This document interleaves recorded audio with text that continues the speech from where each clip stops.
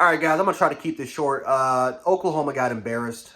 This was a disgrace. If you are a Sooners fan, I'm not gonna sit up here and say that Brent Venables needs to be fired because when you take a look at what he came with, he came in here pretty short notice because no one knew that Lincoln Riley was gonna get fired.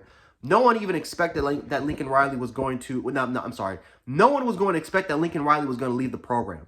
No one expected at all that he was going to leave the job and leave for USC, especially when he just got an extension not that long ago.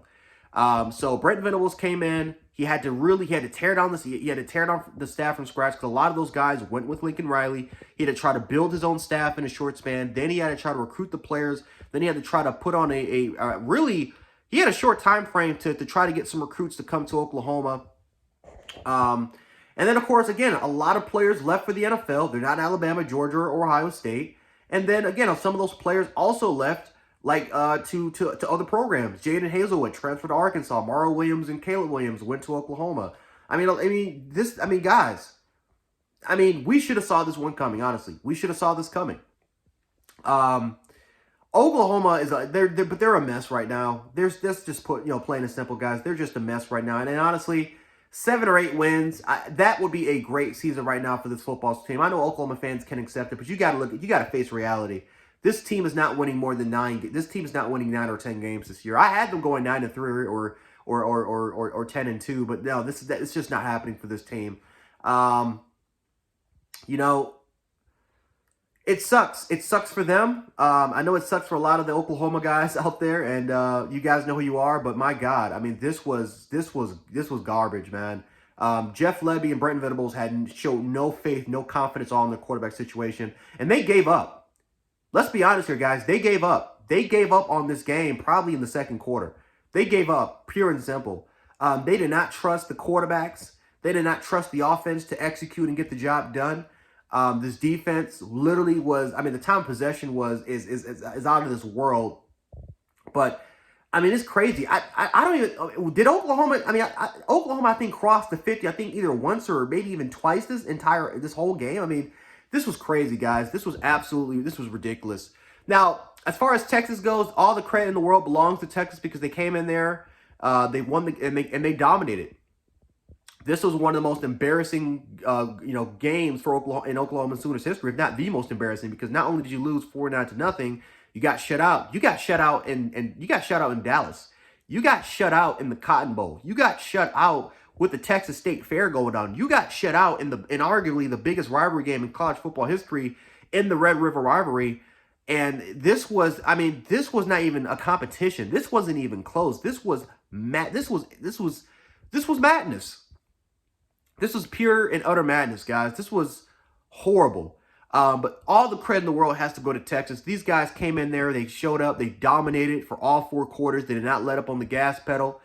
Hell, when the score was 20-0, I'm like, you know what? It's the Red River rivalry. Let's see what happens. But no, Texas played with urgency. Texas played with just a pure and just utter determination, grit and determination to not only win this game, but to make a statement by dominating their rivals. Now, again, I will say this, because I don't want to give Texas too much credit, because I know a lot of people are going to overreact and they're going to say that, well, Texas now are going to be a top 5 football squadron. I'm not going to go as far as say as that, but I did have Texas going 9. I actually had both Oklahoma and Texas. I had them both playing for the Big 12 title game. But I do think that Texas, will probably lose maybe one more game this year. That's what I'm probably guessing in the regular season. But for the most part, again, Texas did their job. And as far as momentum and everything goes, this was a phenomenal game, man. And again, talk about recruiting. You want to talk about at least just, setting a precedent to not just the players on that football squadron, but the fans. This is going to give such a high level of confidence to pretty much the entire state of Texas, the entire program, Austin as a whole. And again, for those recruits out there that were watching the game, this is going to sell a lot of guys that, hey, maybe Texas is the place. Arch Manning, Cedric Baxter Jr., all these, Jonte Cook, all these 5 stars are committing to Texas for what? Why are they doing this? That's the reason why, because they have a belief in Steve Sarkisian. They have a belief that he's going to turn this program around. And when Texas is on top, it's honestly good for college football, man. It makes college football fun. And honestly, it makes us look good. It makes our win look a little bit better. But guys, yeah, I mean, Oklahoma has a lot of work to do. I mean, Sooner fans, you guys know this at this point. If you guys didn't know, you guys definitely knew about this one. And I felt bad for Sooner fans in that state and that crowd, man. They were crying their tears. They were just crying in tears. Kids crying, women were crying, men, even grown ass men were crying. It was sad to see. But Sooners fans know. I mean, honestly, you can make an argument 5-7 would be considered a really good season. Now, I'm not gonna over exaggerate. If Dylan Gabriel gets back and he's 100 and he gets back to full health, he's 100% healthy. Oklahoma's gonna win their games. They're gonna win. They're gonna win at least 7 games. But no, you guys need to build a foundation. You guys need to build a foundation and just really just try to build upon that, because right now it seems like there's just no foundation right now. It seems like the team is clueless. And after this game, I can guarantee you that locker room is going to be demoralized. It's going to be a very demoralizing environment the next time you guys go out there for practice. It's not going to look good for them right now. I know the fan base is out of their minds right now. It's sad to see for them, but Oklahoma has got a lot of work to do. But I think at this point, you guys just need to build a foundation and just try to ride with that, because this could get ugly real quick. We've seen programs die, legendary programs, still can't recover to this day because of losses like this. So we'll see what happens with Oklahoma. But Texas, this is a huge confidence booster.